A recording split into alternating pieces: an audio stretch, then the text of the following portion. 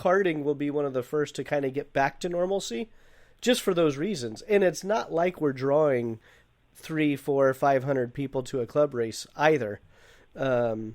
So again, hopefully we kind of fly under the radar and everyone uses their brain.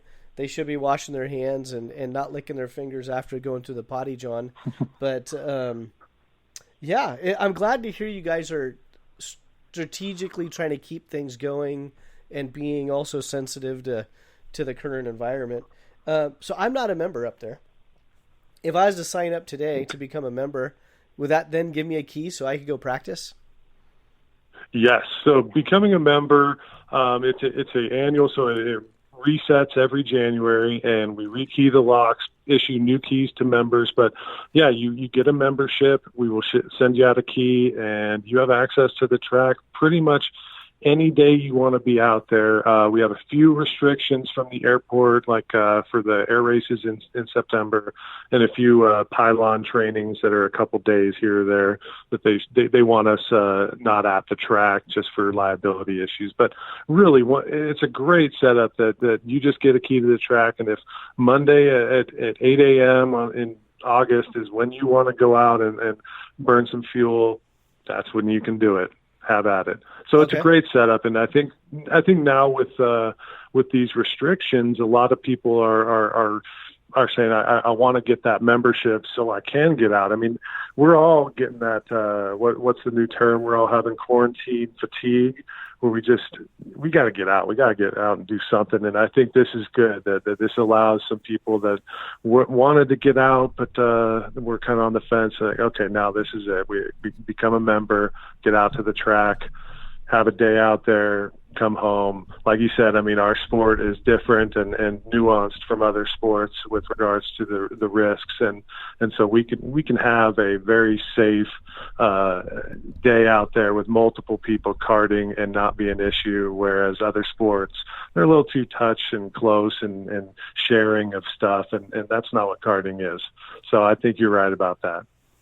Yeah. I mean, it's not like it's basketball or football where you're tackling people or grappling, bumping and rubbing. We're in our touching own the same ball. I mean, we have our own respiratory device on our head. Right, like I mean, I'm new enough in the sport, but I've followed around and seen that some guys actually don't touch my cart, don't come near my there is already a distancing effect in karting when it comes to don't look at my cart too close. I don't you see where my pills are at or whatever it is. But I mean, so I don't think there's going to be a problem with karters having a little more distance as they're kind of hanging out. Yeah, I don't think so either. Again, I think the hardest part from a racing standpoint, a lot of us like to hang out afterwards and just catch up with our friends. But, okay, take 2 steps back. You take 2 back, I take 2 back, perfect. We're distanced. Right. We're all going to learn how to do this, and this is all just so new and foreign to everybody that eventually we'll figure out how to make this work and be social and all that. Like you said, the 2 steps back may just become a thing, and the no more high fives or whatever. I mean, whatever it's going to be, we'll figure it out. It's just going to take a little more time, but yeah, it should be interesting to see. Yeah, it'll be definitely a cultural change, but you know what? I don't want to shake your hand anyway because I just saw you come out of the outhouse 5 minutes ago. That's right. And I've always thought that way. Yeah, I'm fine with it, with no more shaking hands. I'm actually one of those people like, you know what? I was always okay with the fist bump, and so let's kind of see if that sticks or something else. Yeah, I'm still mixed. You know, I find myself still shaking people's hands unless I'm around food. I do not touch my hands if I'm around food. Just fist bump or elbow. And I've always been that way because it's like, no, my hands are clean. I'm going to eat. Stay away. That's a good rule of thumb right there. Yes. Food, no shaking hands. Yeah, no, don't shake my hand. So back to the membership. So I'm actually on your website. So it's nnkcreno.com. And you actually have a link for your membership. What is the yearly cost? $350 to become a member. That'll get you through to January. Also with that, when racing resumes, that's going to get you reduced race fees. So if it's $65 for per class, then they'll drop you down to $45 for your race fee for that day. So, I mean, just a little something extra for our members. And then also the members are the only ones that are eligible for championship points. So that's the other thing. If you're going to race for our championship, you do have to become a member. Okay. And I think a lot of other clubs do a very similar thing. If you go to the bigger regional national races, don't even show up if you're not a member. So right. Yeah, right. So that's pretty. I mean, but we definitely though encourage. I mean, when racing resumes, we encourage non-members to come. I mean, that is definitely something we want them to come race with us, come over the hill, come up wherever it is, bring your cart. We have the blanket policy of rung what you brung, 3 makes a class. So we will accommodate every cart and motor pretty much that meets legal safety specs. We will accommodate it on race day. So that's why we tell people, come on out. Don't worry if you got something that's 10, 15 years old, just bring it out. Yeah. And I'm buddies with Mitch Kennedy, and he's been trying to get me up to there at least for the past 3 or 4 years. And for the night races, because you guys do 1 or 2 night races a year. Yes. And honestly, my excuses has always overridden my desire. But as I find myself kind of ticking up there in age, and honestly, it's when I hop back in a cart and I'm a couple tenths slower than I was the last time. It is because I just can't get my speed back. And this year it's been like a very forefront in my mind. It's like, okay, I'm going to go to the track a lot more. So my dad and I, we decked out the trailer to get things ready to do some little road trip and racing. We had both of our carts ready.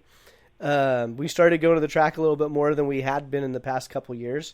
And then this whole thing hits. So I definitely got to make it a point to get up there for, especially the night races, because racing under the lights is such a cool experience. Definitely. I mean, it's something that's so unique, and that's why we talk to the people that come up and race in it. That's when we get a lot of non-members that come up, and just because of that, it's just so unique to be racing under the lights. It's a different feeling. I mean, the way the cart reacts is different. I mean, we get our fastest track times on our night races. It's the best conditions possible for the track. It's all rubbered in from the hot day earlier, all the heat races, and then that main event under the lights is just intense. And I personally am not a big fan because I can't see very well, so I just can't push the limits when I can't see. So I'm not fast at night, and that's fine. I'll admit that, no problem. But some of the guys that are just ripping it out there, and it's just a great time. And we run it all the way till about 10:30, 11 o'clock at night, and everyone's still having a good time. And I'm looking forward to it. I hope that we can make it happen again this year. And definitely, if you can get up and come up and experience it, race in it, whatever. I don't know if Mitch is racing. He's tough when he's in the field. He's a tough one to beat on his home track for sure. Yeah, I haven't raced him in a number of years. Him and his teammate, Kay. Justin. No, it's been years. It's probably been 15 years or so. Not that long, 10 years, 10, 15 years. But they would come down to the Central Valley tracks. And Mitch was always fast at all of our Central Valley tracks as well. And so I can't imagine trying to race him at his own club track. It's impressive. I mean, I can only imagine seeing him at other tracks, just because I know his skill level. But when you see him out there, I mean, he makes it look easy, and he's blowing away other guys and guys with the newer carts, the newer engine, everything. He just knows that track. So he knows how to drive. But on another note, Mitch Kennedy is just one of our guys in this club that is he's an asset to this club. He has helped out so much, whether it be the track or membership, just everything. And he's always someone that we can go ask questions. And he is our shifter kart guru. I mean, without a doubt, if someone has a question, we're like, well, we got to run that by Mitch. He'll have a good answer. And so we're very thankful that he is a part of our club, and hope he remains for a long time. Yeah, no, absolutely. Let's see. So we had the track, we had the membership, we covered Mitch. And along the lines on the track, we just resurfaced it last year, at the end of last year. So we really have not done any real races on this surface. So it's going to just get better and better throughout the season. But it's pristine, really nice. And repainted the curbing, did some tram lines and start lines. So we've kind of doing the aesthetics of the track and cleaning it up really nice, and hoping that that's going to attract some more people, and maybe even a regional race at some point. We're looking to possibly host something regional in the future, and that's something we're talking about with some of the promoters out there. Okay. Yeah, that's actually one thing we've been kind of tossing around in the background as well with, within the industry. It's like, no one really knows how we're going to be able to approach bigger events at this point. And I think it's going to be imperative that the clubs and the promoters are smart and quick and agile on their feet to where they can make adapting. I kind of threw out the other day on my podcast on Monday about I was talking to Andy Seisman from Challenge of Americas, and I said, well, why don't we don't know how this is going to go. How about we just have it a race, the first class that sells out with 40 entries? That's the only class that races that weekend. and I don't know if I really got a yes or a no from him. But all joking aside, I actually don't see that being too far-fetched. If the county or the state, they come in, they go, okay, you can only have 100 people or less at these events. You can only do this. You can only do that. And unfortunately, if the clubs and the promoters find themselves in those situations, I hate to say it, but the cost to actually race is going to go up. Because all of you have a certain, it doesn't matter. You have a certain nut that you have to crack every race weekend just to break even.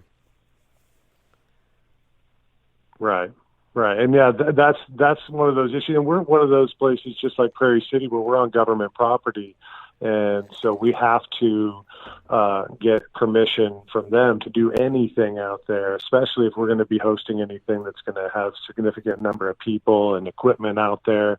But this is all stuff that's my job as president, is to go to the airport authority and find out what are our limitations, and when can we do these things, or if I'm given this opportunity, should I say yes, no, what's going on? So that's what I'm going to be finding out is what we can do throughout the summer, and then when the promoters come to me, I should have an answer of whether we can accommodate them or not.